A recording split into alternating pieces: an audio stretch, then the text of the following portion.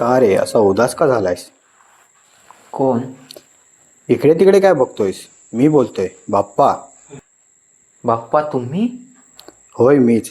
अरे पण तू इतका उदास का?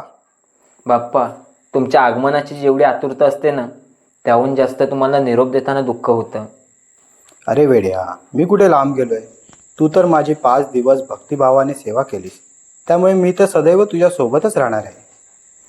होय बाप्पा, बरोबर बोलताय तुम्ही. माझं चुकलं, मला माफ करा. मंगलमूर्ती मोरया,